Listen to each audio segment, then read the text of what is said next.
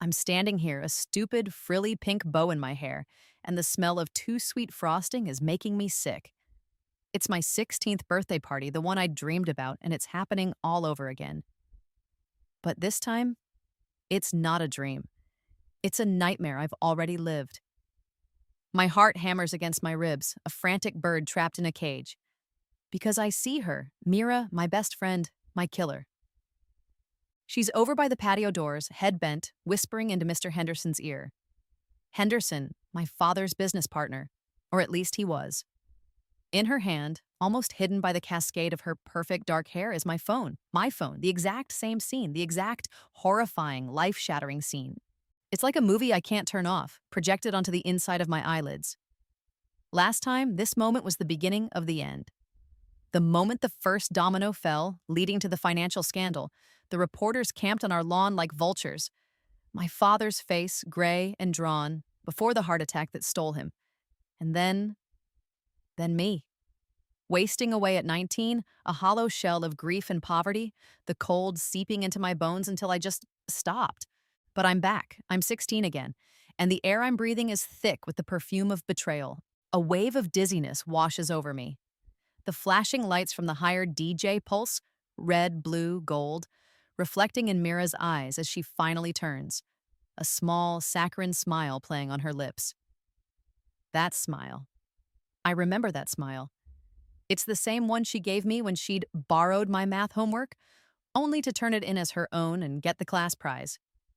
The same one she'd flashed when she'd accidentally let slip to my then-crush, Tom, that I had a ridiculously nerdy collection of unicorn figurines. Small betrayals, then. Practice runs for the main event. The flashback hits me with the force of a physical blow. Not a hazy memory, but sharp, visceral. Me giggling with Mira during countless sleepovers. Her asking to use my laptop, to see my phone, to look through my dad's boring office because she was thinking about a career in business. Innocent. That's what I thought. I see her, quick fingers snapping photos of private family documents on my father's desk. Documents about a legitimate but confidential business restructuring. Sensitive. Things competitors would kill for. And Mira, my Mira, served them up on a silver platter. The images flicker. Dad's face, pale and stricken, as the news broke, twisted by Henderson and others into a scandal. "Fraud!" the headline screamed. "Embezzlement!" Our assets frozen, the whispers, the stares, the move from our sunlit home to a cramped, damp apartment that always smelled of mildew and despair. Dad clutching his chest, his eyes wide with a pain I couldn't soothe, and me coughing into a threadbare blanket, the doctor's kindly, pitying face, telling Mom there was nothing more they could do. 19. I didn't even make it to 20. Mira is walking towards me now. Her expression is a carefully crafted mask of concern. "Zara, oh my God, Zara, I am so sorry." Her voice is honey-laced with just the right amount of tremor. The performance is flawless. Last time I was a mess of panic, confusion, tears. I believed her. I actually comforted her. But this isn't last time. The shock of rebirth is fading, replaced by a chilling, razor-sharp clarity. I remember everything. Every sly insinuation she ever made. Every carefully planted seed of doubt. Every lie, every half-truth, every crocodile tear. I know her playbook cover to cover. The weaknesses she tried so hard to hide, her desperate need for validation, her fear of being ordinary. I see them all laid bare. "Zara?" she says, her hand reaching for mine. "Are you okay? I think I did something awful. I was showing Mr. Henderson that funny video of you from camp, and then I must have accidentally swiped to your photo gallery. There were some pictures of your dad's papers. I didn't understand them, but Mr. Henderson looked so serious, and he asked me to send them to him. I didn't mean to. The lie is so audacious, so blatant. It's almost beautiful in its ugliness. Her eyes, those deep brown pools I once thought held only friendship, are gleaming with a sick, triumphant satisfaction, even as her lower lip trembles. She thinks she's won, again. The party is already dying. My parents are being called away by my mother's frantic ringing phone. An emergency business meeting, they'll tell me, their faces etched with a new, terrible anxiety. The music falters. Guests are starting to whisper, casting furtive, pitying glances my way.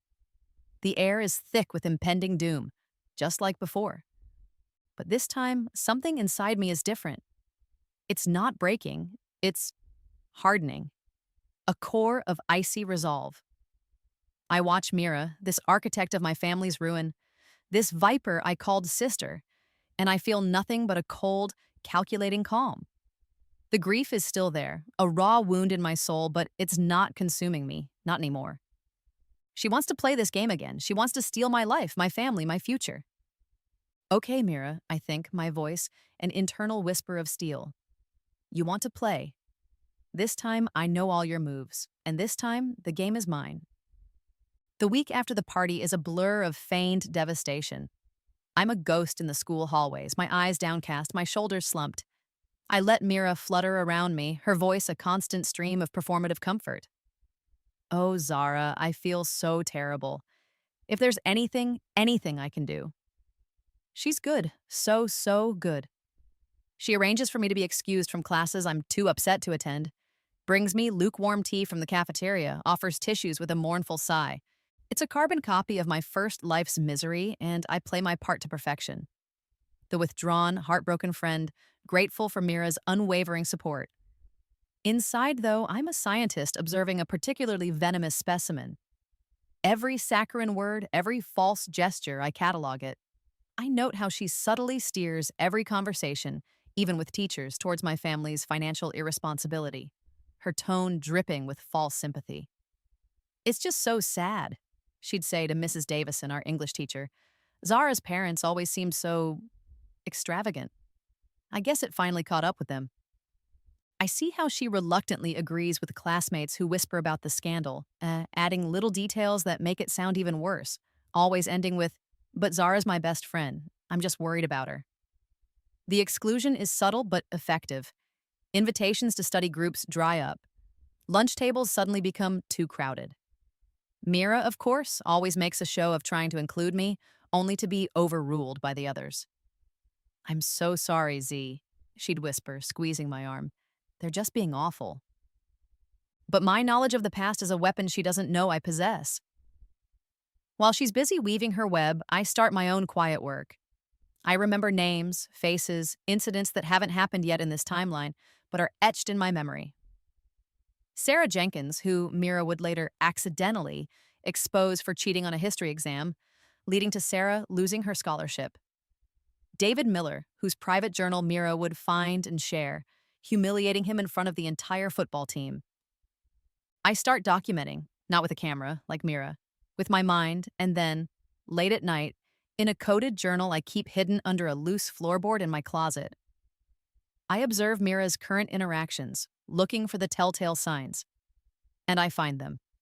She's already laying the groundwork with Amelia Cartwright, another wealthy classmate. I see the same pattern, the overly solicitous friendship, the casual questions about Amelia's family's business, the innocent glances at documents left on Amelia's father's study desk when they're supposedly working on a project. Mira is a predator, and she's already stalking her next prey. One afternoon, I'm at Mira's house for one of our comfort sessions. Her room is a confection of pastel pinks and creams, a stark contrast to the darkness she cultivates. She leaves me to freshen up, supposedly overcome with emotion after I recount another detail of my family's suffering. I hear her in the hallway, her voice low and confidential. I creep to the door, cracking it open just enough. She's on the phone. "No, Mrs. Albright, I understand. The key is to position me as the one who tried to warn them, the loyal friend who got caught in the crossfire.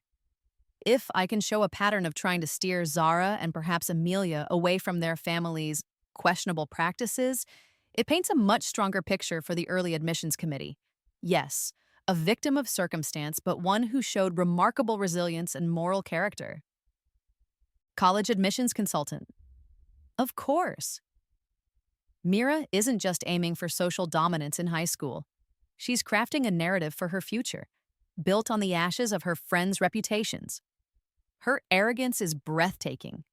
She's so caught up in her own cleverness, so sure of her manipulations, that the thought of me overhearing, of me understanding, doesn't even cross her mind. She hangs up, a smug little smile on her face, and then composes her features into a mask of sorrow before re entering the room. Oh, Zara, are you feeling any better? It's time for my first real move. It has to be subtle, something that doesn't reveal my hand. I start reaching out, not to the popular crowd Mira courts, but to the outliers. The scholarship students Mira barely acknowledges. The quiet kids in the art club she deems irrelevant. I remember Emily Tran, a brilliant coder, who Mira had once dismissed as that charity case. In my past life, Emily had been one of the few who'd shown me kindness after my fall before she, too, was pushed away by Mira's insidious whispers. I find Emily in the library, hunched over a robotics project. Emily, I say, my voice soft. I know we don't really know each other, but things have been hard, and you always seemed nice. Emily looks up, surprised. I can see the caution in her eyes, probably wondering if this is some new form of torment orchestrated by Mira. But I keep my expression open, vulnerable. I talk about feeling isolated, about the whispers. I don't blame Mira, not directly. I just let my own carefully constructed pain show. And slowly, I see Emily's guard come down. She offers a tentative smile. It sucks what you're going through, Zara. I do the same with Liam, the aspiring musician who Mira once mocked for his secondhand guitar. With Chloe, the budding journalist Mira had tried to discredit because Chloe had started investigating the unusually high turnover rate of Mira's mother's charity board members. I don't force anything. I just offer a quiet understanding, a shared sense of being on the outside. I'm not gathering an army, not yet. I'm just planting seeds. Building bridges Mira can't easily burn. She thinks I'm collapsing, seeking solace in the shadows. She has no idea I'm building a new foundation. Then the invitation arrives, thick cream cardstock embossed with gold lettering. Mira Holloway and family request the pleasure of your company at a charity gala for young philanthropists. My stomach clenches. This gala, I remember this gala. It was the scene of my ultimate public humiliation in the previous life. The night Mira cemented her image as the compassionate friend and my family as disgraced frauds. Last time I'd gone reluctantly, dragged by my parents who still hoped to salvage some shred of their reputation.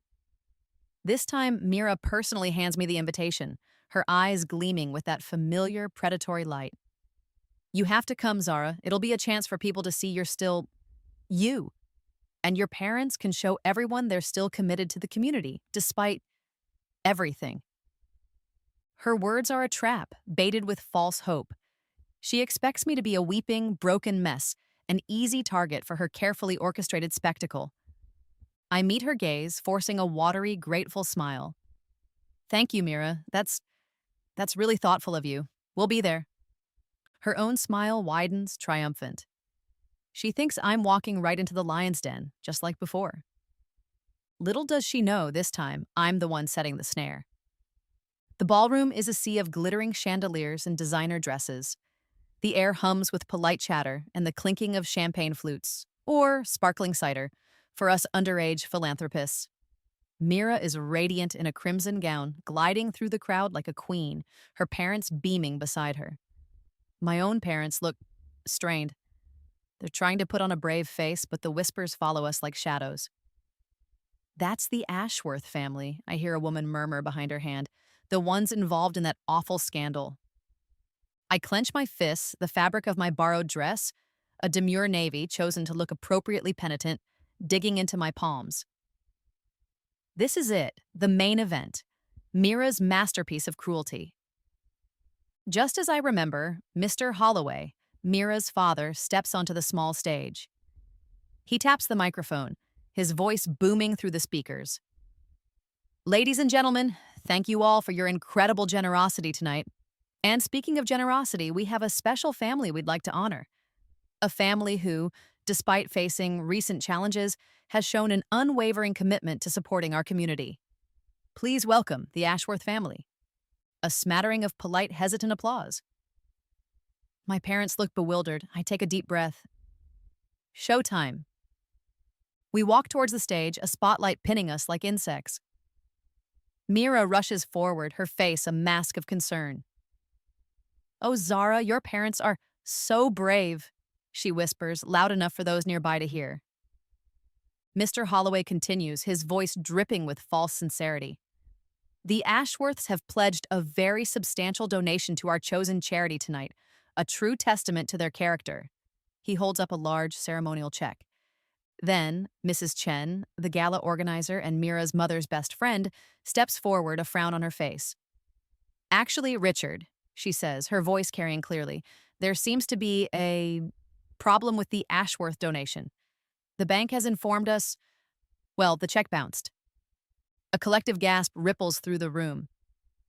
My mother sways, her hand flying to her mouth. My father's face is ashen.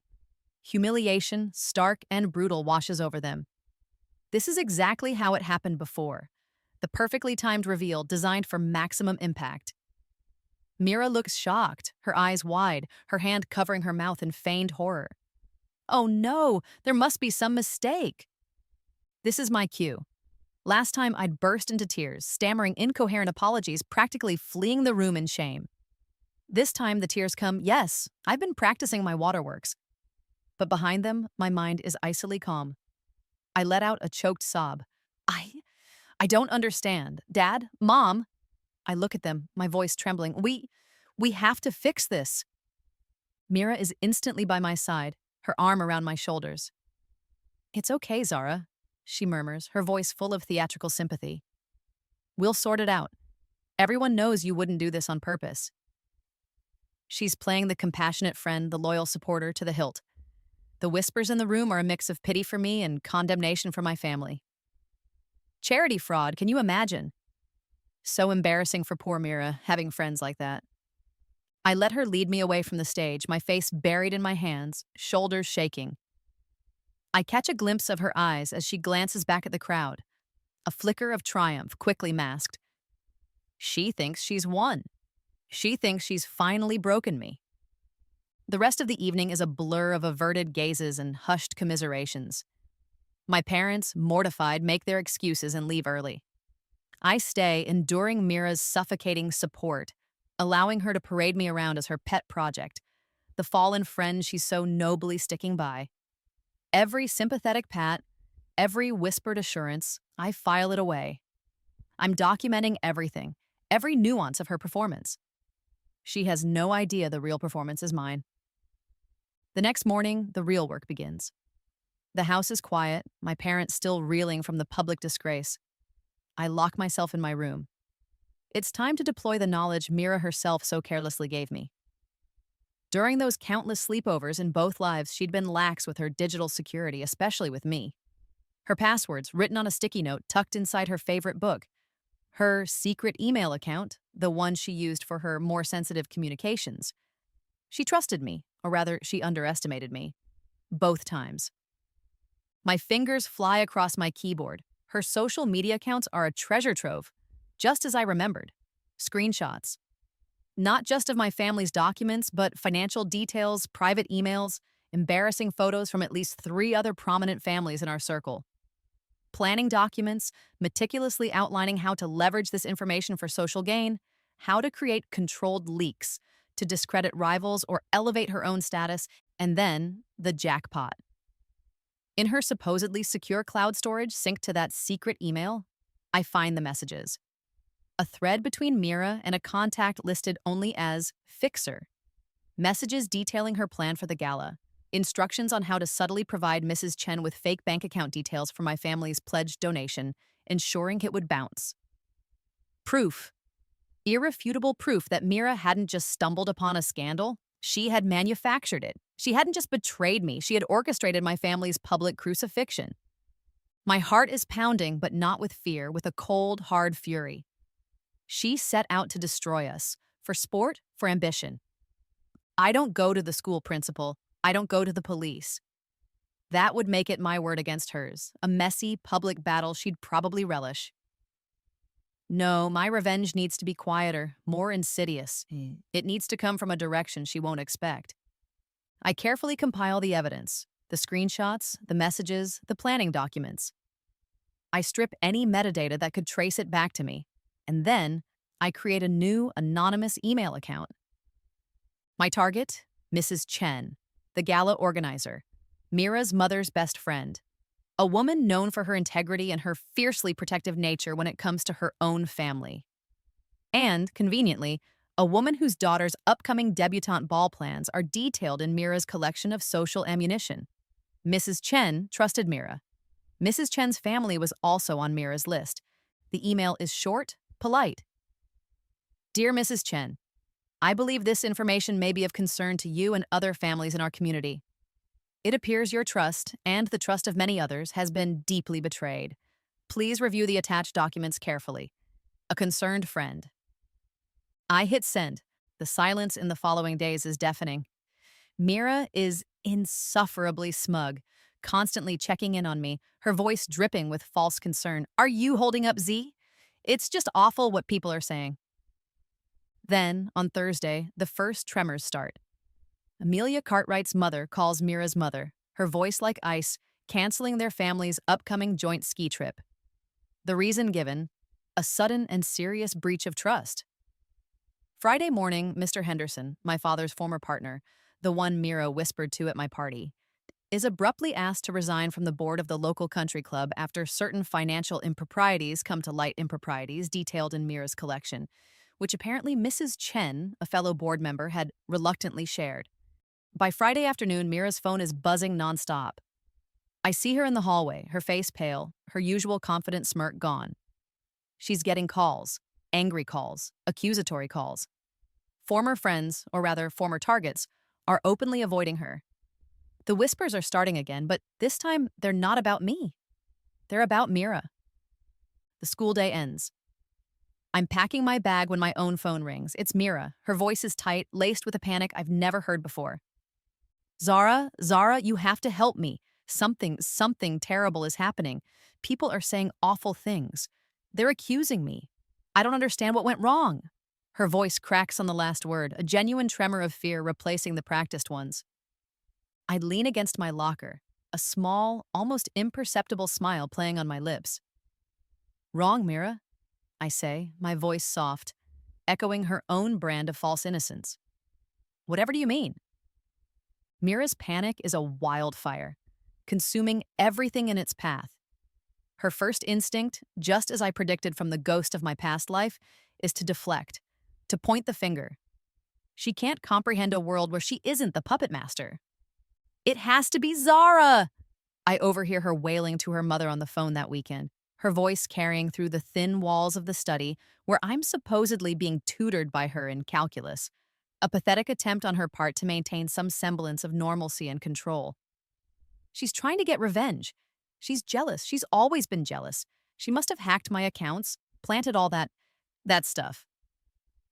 Her parents, usually so adept at navigating social minefields, are floundering. The evidence I'd sent to Mrs. Chen had spread like a contagion through their elite circle. The Chens, the Cartwrights, the Hendersons, even the Parkers whose son Mira had been subtly undermining in the race for student council president. They were all comparing notes, realizing the common denominator in their recent misfortunes and misunderstandings was Mira. When Monday rolls around, Mira launches her counteroffensive. She approaches our group of former friends, tears streaming down her face, clutching printouts of what looks like financial data. Look, she sobs, holding them out to a skeptical-looking Chloe. Zara faked these. She's trying to make it look like I was the one who caused her family's donation to bounce. She's trying to ruin me because she blames me for her family's problems. Chloe, the budding journalist, takes the papers, her expression unreadable.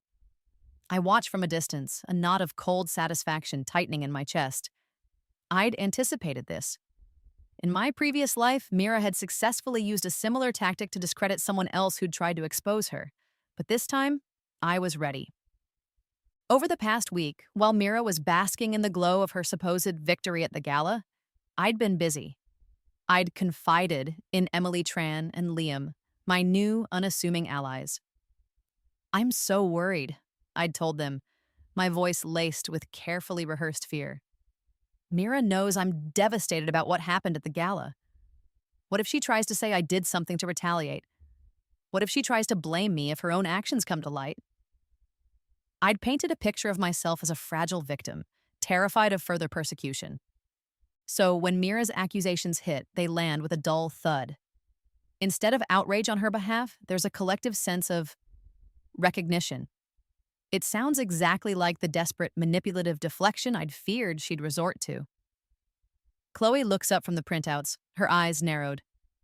These are interesting, Mira. But the timestamps on these supposed original documents you're saying Zara altered, they're all dated after the gala, after the news about the bounce check had already broken. Mira stammers, her face paling. Well, yes, I had to recreate them to show what Zara... Recreate them? Chloe presses, her voice gentle but firm. So these aren't originals? Mira flinches.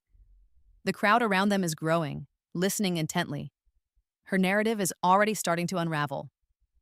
Later that day, during our computer science class, Mrs. Davis, our teacher, makes an announcement. Class, I want to commend Zara Ashworth. Over the past few weeks, she's been spending her lunch breaks in the lab, working diligently to improve her understanding of digital literacy and online security. She's shown a real aptitude for it, and her project on identifying phishing scams and protecting personal data was exceptionally well done. A few heads turn my way. I offer a small, modest smile. It's true. I had been spending time with Mrs. Davis.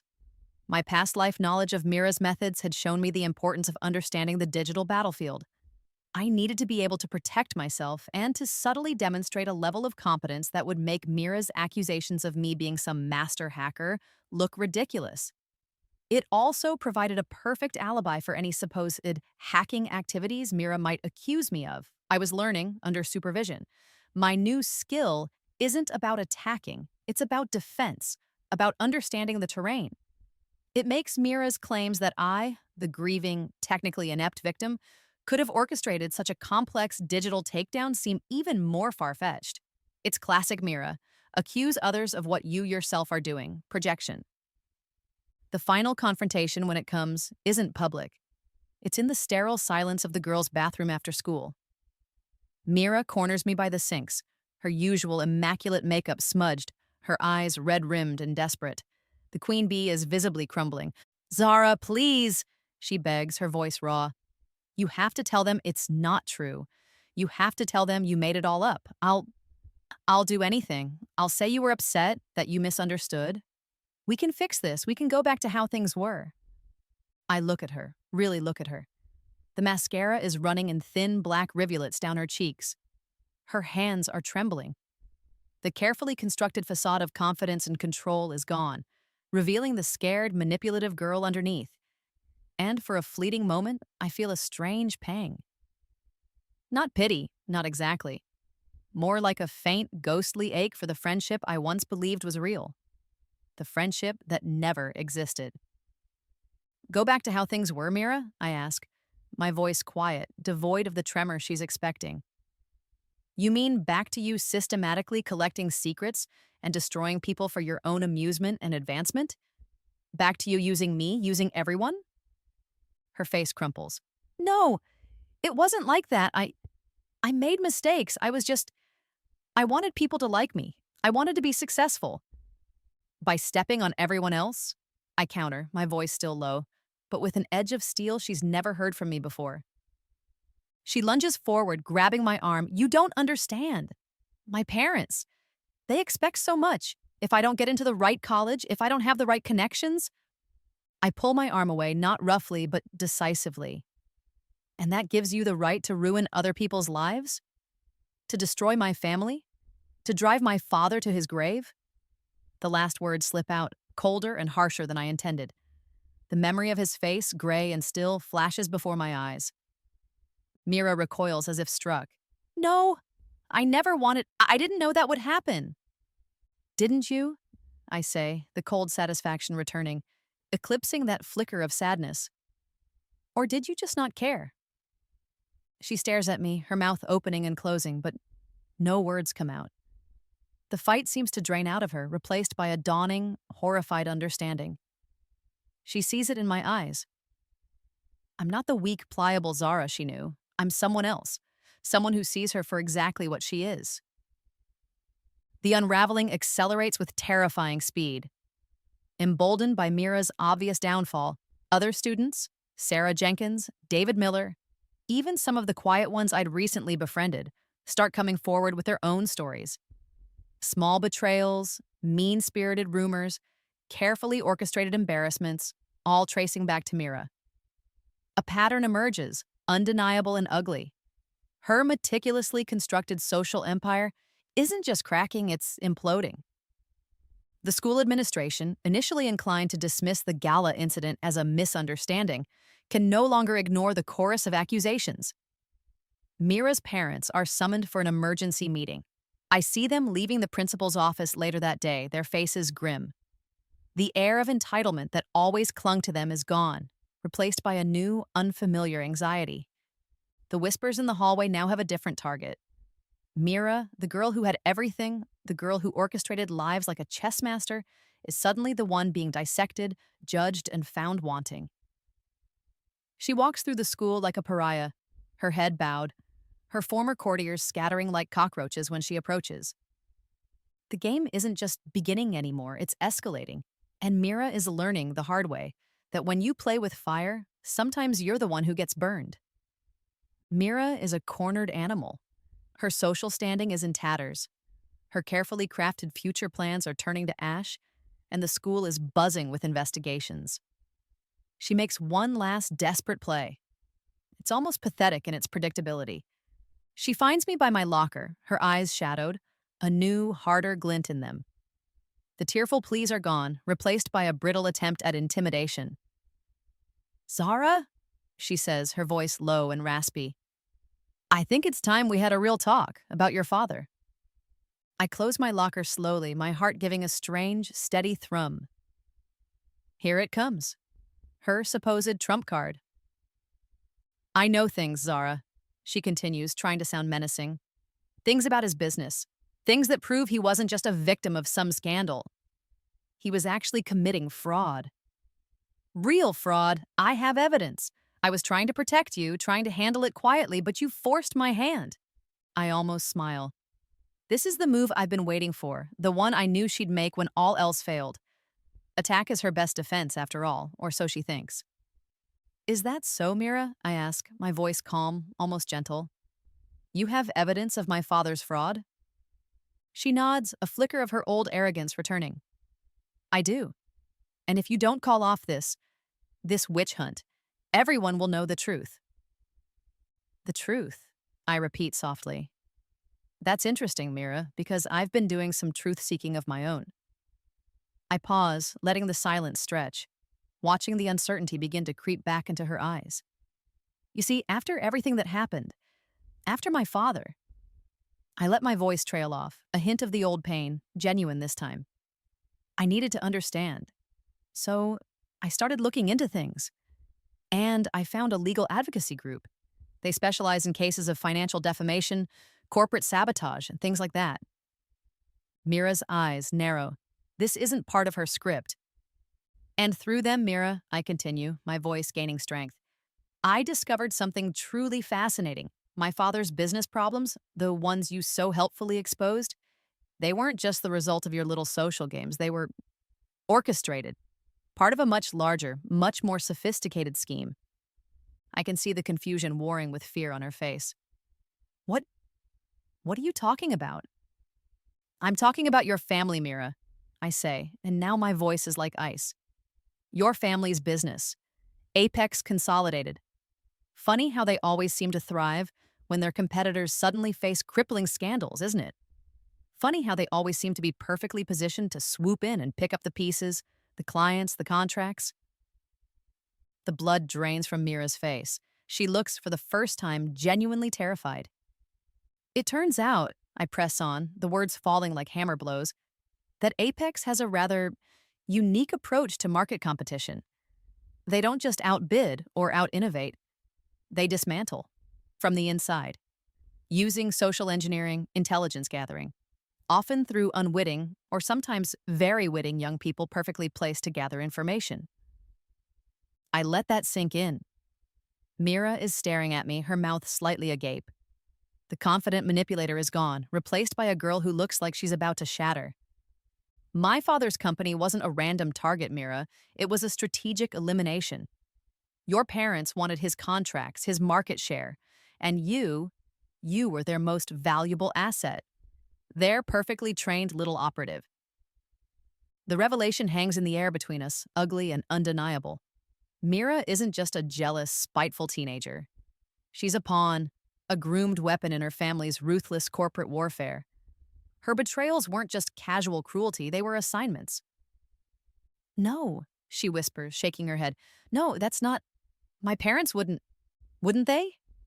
I pull out my phone, not to show her photos, but to show her a file, a dossier compiled by the advocacy group.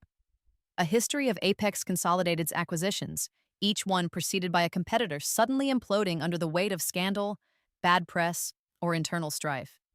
Patterns, dates, connections, all leading back to Mira's parents. Your little collection of secrets, Mira, I say, my voice dropping to a near whisper. The photos, the emails, the financial documents you so carefully gathered from all those families, it wasn't just for your high school power games. It was market research for your parents. Ammunition for their corporate wars. Mira stares at the screen, her face ashen. She sees it. The dates aligning. The names of the families matching the companies Apex later absorbed or outmaneuvered. Her own meticulous notes, now reframed not as teenage gossip, but as corporate espionage. The realization hits her with the force of a physical blow. She wasn't the brilliant puppet master. She was the puppet. Her parents hadn't just encouraged her ambition, they had weaponized it, and in doing so, they had exposed their entire operation. The advocacy group found it quite illuminating, I continue, my voice devoid of triumph, only a weary finality. They're already in contact with several other families. Families who lost everything, just like mine almost did. Families whose lives were torn apart by Apex's business strategy. Mira finally looks up at me, her eyes hollow. The fight is gone. The arrogance is gone. All that's left is a terrified, broken teenager who understands, perhaps for the first time, the true magnitude of her actions and the even greater magnitude of the actions she was complicit in. Your evidence, Mira, I say, the final piece clicking into place for her.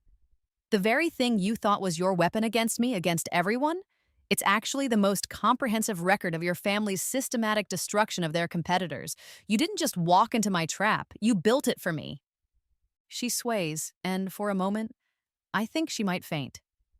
The power shift is absolute. The game she thought she was controlling has consumed her, and the rules were never what she believed them to be. The throne she was so desperate to claim was built on a foundation of lies, and it's crumbling beneath her feet. The desperate pleas begin almost immediately. That evening, the doorbell rings. It's Mira, flanked by her parents. Their usual impeccable tailoring looks rumpled, their expressions a mixture of fear and forced contrition. Mrs. Holloway, a woman I've only ever seen project an aura of icy control, actually has tears in her eyes. Mr. Holloway's jovial public mask is gone, revealing a pinched, anxious man. Zara, dear, Mrs. Holloway begins, her voice trembling slightly. We need to talk. There's been a terrible misunderstanding. My mother shows them into the living room, the same living room where, in another life, bailiffs had come to catalog our possessions. The air is thick with unspoken accusations. We only ever wanted what was best for Mira, Mr. Holloway says, his voice hoarse. These business tactics, they got out of hand. We see that now. Mira herself is a wreck. She's pale, her eyes swollen. She oscillates between tearful apologies. Zara, I'm so sorry. I never knew, I swear. And desperate excuses about being manipulated by her parents. They told me it was normal. They said everyone did it. And then back to frantic promises to make everything right. We can fix this. We'll give your father's company back its clients. We'll pay for everything. I listen, my expression unreadable. My parents sit beside me, silent, their faces etched with a pain that mirrors my own.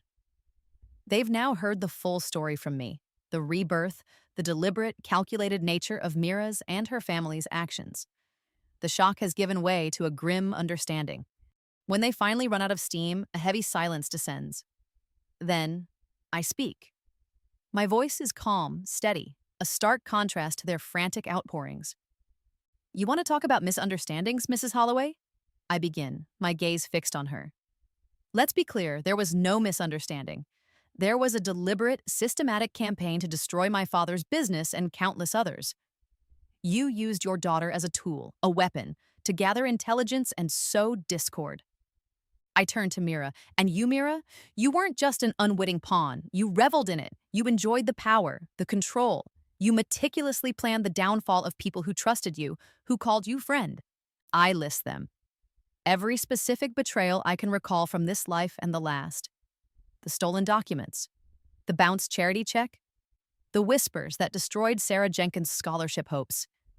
The public humiliation of David Miller. The subtle sabotage of Chloe's journalistic ambitions. The way they targeted not just businesses, but the children of those business owners, turning friends against friends, creating a climate of fear and suspicion. You talk about things getting out of hand, Mr. Holloway, I say, my voice still quiet, but carrying an undeniable weight. This wasn't something that got out of hand.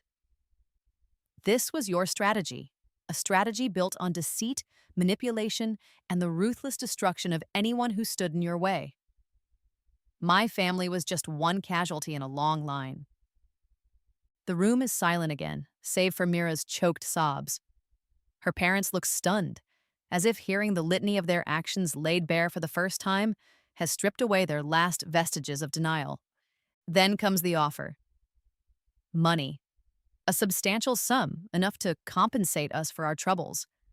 A public apology, carefully worded, of course. Help in rehabilitating our family's reputation. Mira even offers to personally go to every person she wronged and beg for their forgiveness. My response is simple, just one word. No, Mrs. Holloway gasps. But Zara, why? We can make this right. Make it right?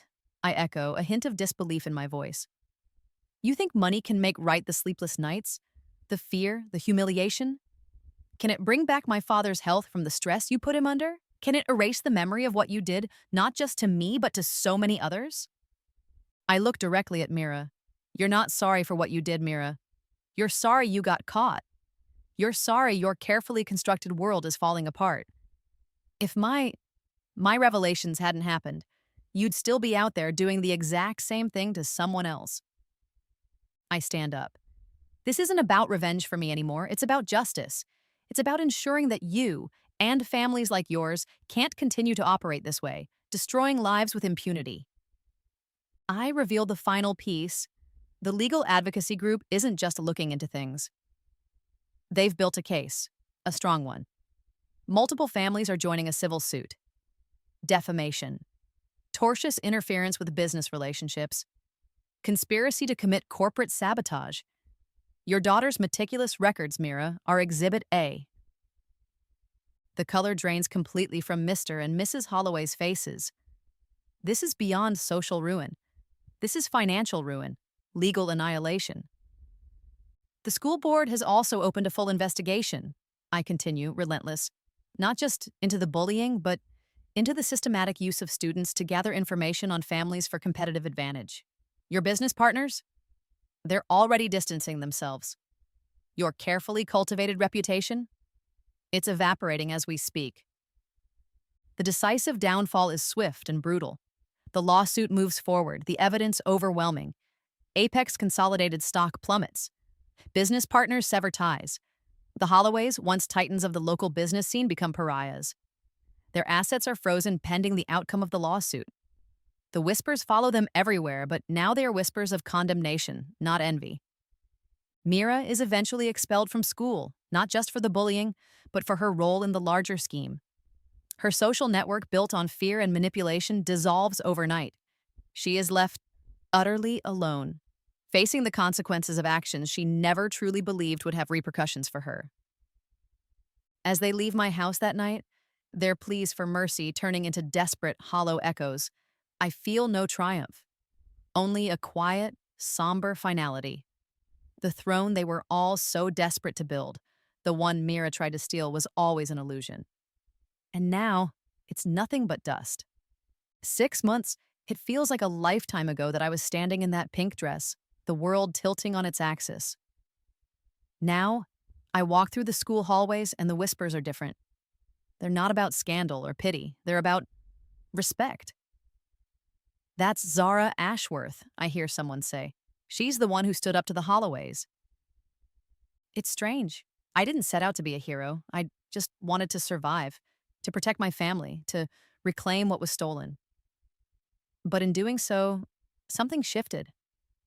The peer advocacy program I'd hesitantly joined, initially as a way to understand my own trauma, has become a passion. I'm a leader now, helping other students recognize the subtle signs of manipulation, the insidious ways power can be abused, even in the gilded cages of our privileged little world. We talk about digital footprints, about consent, about the difference between genuine friendship and transactional relationships. Things I learned the hard way, twice. My family's business, Ashworth Designs, didn't just recover, it's thriving. After the Holloway scandal broke, revealing the predatory tactics of Apex Consolidated, many of their former clients, and some of my father's old ones, came to us. They valued integrity, they said. They valued honesty.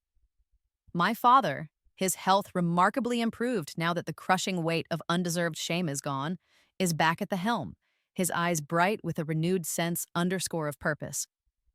My mother smiles more. Our new home isn't as grand as the old one, but it's filled with light and laughter, and the constant comforting aroma of my mother's baking. As for Mira, the Holloways moved away after the legal settlements, their business empire in ruins, their social standing obliterated. Someone saw Mira working a weekend shift at a fast fashion retail store in a neighboring town a few weeks ago. When Emily mentioned it, a flicker of something went through me. Not pity, not satisfaction. Just a mild, distant curiosity. Like hearing about a character in a book you finished long ago. She's no longer a storm in my life, just a faded photograph. No longer in a position to harm anyone. That's enough. The biggest transformation, though, has been internal. The rebirth didn't just give me foresight, it gave me a different kind of strength.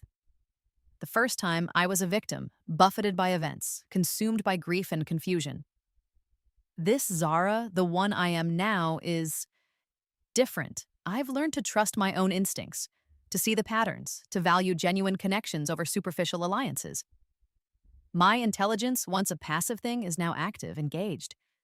I'm no longer just reacting to the world, I'm helping to shape my small corner of it. Tonight, there's a small gathering at a local cafe. It's for the advocacy group, the lawyers who fought so tirelessly, the families who found the courage to speak out, and the students from our school program. I look around the table. Emily is laughing, her coding project having won a national award. Liam is playing a soft melody on his guitar in the corner, his music no longer hesitant but confident. Chloe is excitedly discussing her first byline in the local paper, an investigative piece on the importance of ethical business practices. And then there's Noah, a kind-eyed law student who volunteers with the advocacy group. He'd been instrumental in helping us navigate the legal complexities. He catches my eye and smiles, a genuine, uncomplicated smile that reaches his eyes. He knows my story, the whole strange, painful, unbelievable story. And he doesn't see me as broken or as a vengeful ghost. He sees me. Zara, I take a sip of my lemonade, the tartness sharp and clean on my tongue. There's a lightness in my chest, a sense of peace I never thought I'd feel again. The ghosts of my past life, of my father's pain, of my own lonely end. They're still there, but they're quiet now. They don't haunt me, they remind me. Later, walking home under a sky full of stars, I catch my reflection in a darkened shop window. The girl looking back at me isn't the frilly, frightened 16-year-old, nor is she the haunted 19-year-old wraith. Her eyes are clear, her shoulders are straight. There's a quiet strength in her gaze, a wisdom bought at a terrible price, but a wisdom nonetheless. Mira and her family tried to design a life for me, a life of shame and ruin. They tried to steal my seat, my future. But they couldn't. Because the life I have now, the one I'm building, it's not about gilded cages or stolen power. It's built on truth, on courage, on the messy, beautiful reality of genuine human connection. They wanted a throne of lies, a kingdom of manipulation. I simply chose to design a life they could never approach because it's real, and it's mine.